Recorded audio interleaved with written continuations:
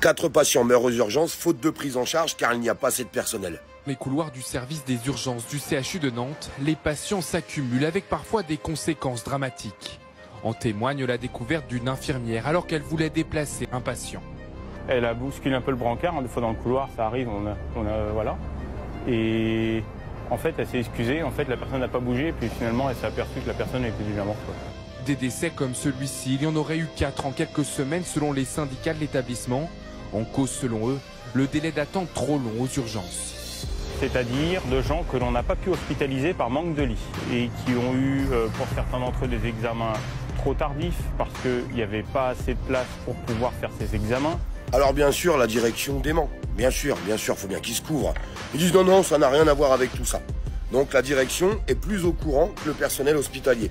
C'est quand même un truc de fou. Le personnel hospitalier qui s'exprime très simplement en disant bah écoutez, on n'a pas assez de personnel et on le répète depuis des mois, depuis des années. Donc forcément, ils sont obligés de faire du tri. C'est moche à dire, hein. Ils sont obligés de faire du tri. Aujourd'hui, dans notre pays, en France, on fait du tri à l'hôpital. Il y a des patients qu'on ne peut pas prendre en charge. Ou alors, au bout de trop longtemps.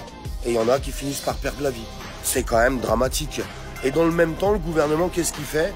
Il ouvre 230 centres de pic là. Hein, je vais vous mettre cette petite image, comme ça vous allez voir. Alors qu'il n'y a pas de cas avérés en France. Pour l'instant, il me semble que le problème n'est pas là. Le vrai problème, il est dans les hôpitaux. Ah oui, puis on a le gouvernement qui nous a dit c'est bon, les hôpitaux sont à un niveau d'alerte, ils sont prêts à assumer si jamais il y a une situation catastrophique qui se passe comme il y a 2 ou 3 ans. Avec tous les lits que vous avez fermés et avec tout le personnel manquant, vous êtes capable de gérer rien du tout. On va encore taper sur les doigts des personnels hospitaliers qui y sont pour rien. Absolument pour rien, eux. C'est le gouvernement les responsables.